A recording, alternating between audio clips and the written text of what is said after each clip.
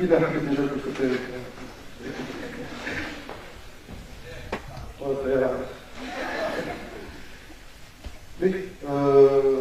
Je suis désolé, je suis حافظ درسي اليوم كيفاش يستيكر الروتين.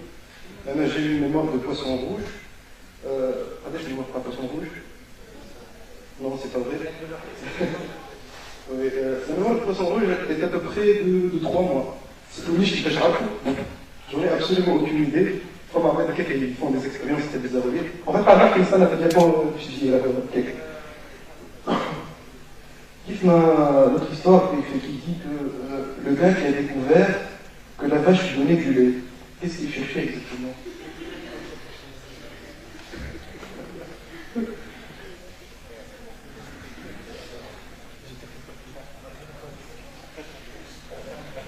Oui, construire l'avenir.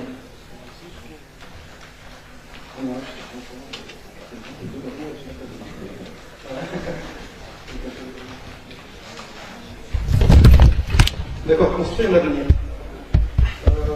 Alors, les gens qui te disent comment construire l'avenir, je me dis qu'est-ce que je vais dire. Construire la construction, je ne connais absolument rien du tout. Et l'avenir, bon, je n'en ai pas énormément, mais bon, je m'y connais un petit peu. Donc je m'étais dit, pour construire l'avenir, je m'étais posé une simple question. Qu'est-ce que l'avenir? Et pour savoir ce qu'est l'avenir, il fallait répondre à une autre question. Qu'est-ce que le temps? C'est une question très énigmatique. Le temps, beaucoup de gens ont essayé de savoir ce qu'était le temps. J'ai cherché un petit peu à savoir à travers Internet, bien sûr, ce qu'était le temps. Bon, moi je dis le futur commence immédiatement après la fin de cette phrase. C'est-à-dire que maintenant c'est futur. Ah non, c'est présent. Ah non, c'est futur. Non, c'est futur. Je sais pas, c'est très compliqué. D'accord. Au commencement, le temps. T-E-M-P-S, dérivé du latin tempus.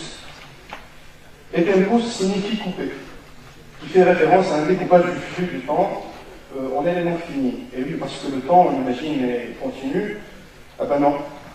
Le temps, on parle souvent de quantum spatio-temporel, et le quantum, comme vous le savez peut-être, et la quantification en général décrit l'aspect corpusculaire de la matière, c'est-à-dire que la forme discrète des choses.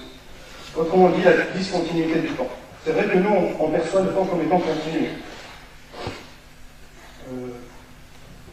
Donc, le temps forme plusieurs parties infiniment petites qui se rejoignent et qui forment l'espace temporel. Oui, mais alors?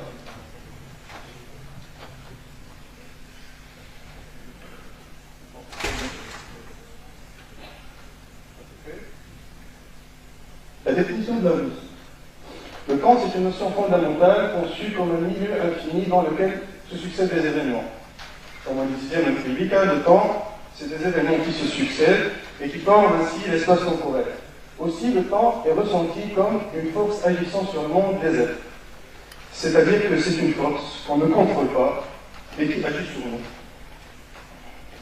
On peut constater donc que le temps est un repère comme l'espace, comme le repère des X ou des Y. Le repère du temps est aussi normé. Normé, comme on l'a vu, aspect corpusculaire, donc des normes, et orienté. Le temps est orienté du passé vers le futur, du négatif vers le positif, de la gauche vers la droite. Bon, c'est bien beau tout cela, mais ça n'est pas vraiment pour savoir ce que c'est le temps. Bon. Une définition très très simple. Le temps est ce que les horloges mesurent. C'est-à-dire que vous avez des horloges, et ce qu'elles mesurent est en fait le temps. C'est ça le temps.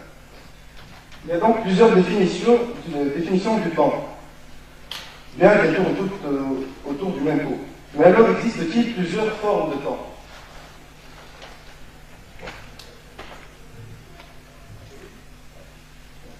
On peut parler, en premier lieu, d'un temps mental ou subjectif. C'est le temps qu'on ressent. C'est le temps qu'on aperçoit nous en tant qu'être humain. Ce temps-là est dissymétrique entre le passé et le futur. Le passé est écrit, est figé. Nous nous souvenons, il y a eu des histoires, qui s'est passé des choses, mais nous n'y pouvons absolument rien. Donc on ne peut rien faire par rapport au passé, sauf peut-être le devoir de mémoire. Quant au futur, il est incertain. On sait qu'il y a un futur, mais on peut juste faire en sorte de changer un petit peu.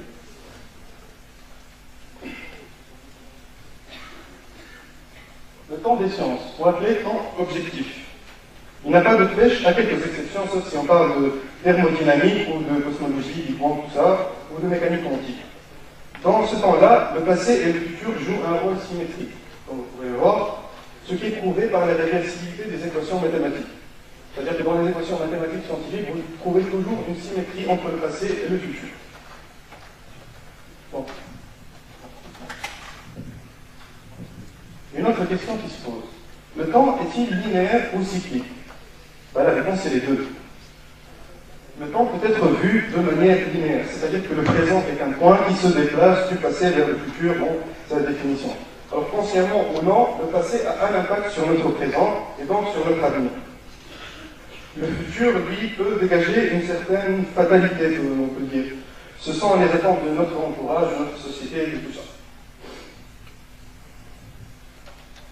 On peut aussi voir le temps d'une manière non linéaire et souvent cyclique. C'est une autre perception du temps qui décrit le mouvement de la nature, c'est-à-dire les cycles qui se répètent de la vie, du rythme biologique ou même de l'histoire, par exemple, qui se répètent en elle-même. Les temps sont-ils indépendants? Le temps et l'espace sont-ils indépendants? Depuis l'avènement de la théorie de la relativité d'une part, de la relativité restreinte en particulier, le temps universel indépendant de l'observateur et de sa vitesse n'existe pas. D'autre part, dans la relativité générale, la matière elle-même courbant l'espace-temps, espace et temps matière sont infiniment et dynamiquement liés. C'est-à-dire qu'on ne peut plus les séparer. Où se situe l'existence? Dans le passé, dans le présent ou dans l'avenir? Le passé n'existe plus. Bon, ça on le sait. L'avenir n'existe pas encore. Ça on le sait aussi. À chaque instant, le présent est évanescent entre le passé et le futur, pour l'observateur et suivant le repère dans lequel il se trouve. Combien de temps dure le présent? Quand on dit Tawa, ça veut dire combien de temps? En fait, les physiciens ont essayé de calculer le présent. Et ils ont déduit, en suivant le repère de temps de Planck, en tant que point temporel d'action, le présent est égal à 5 10 puissance moins 44 secondes. Ça, c'est le présent. 5 10 moins 44 secondes. D'accord. Quelle heure est-il? Je te laisse.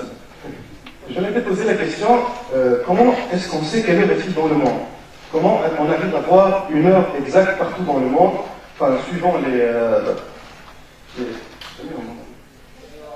voilà, les fuseaux, c'est ça.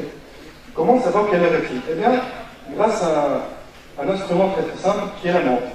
C'est évident. Mais pas n'importe quelle montre. Il existe une montre qu'on appelle l'horloge atomique. Bon, pour faire simple, l'horloge atomique date du XXe siècle, 1945 à peu près. Leur précision et leur stabilité est due à la stabilité du rayonnement électromagnétique de plusieurs atomes, tels que le césium-133 par exemple. Et donc, selon l'horloge atomique, une seconde est la durée de 2 631 770 périodes de radiation correspondant à la transition de l'atome de césium-133 dont on parlait d'un état à l'état suivant. Les horloges atomiques servent tout d'abord à concorder le temps mondial.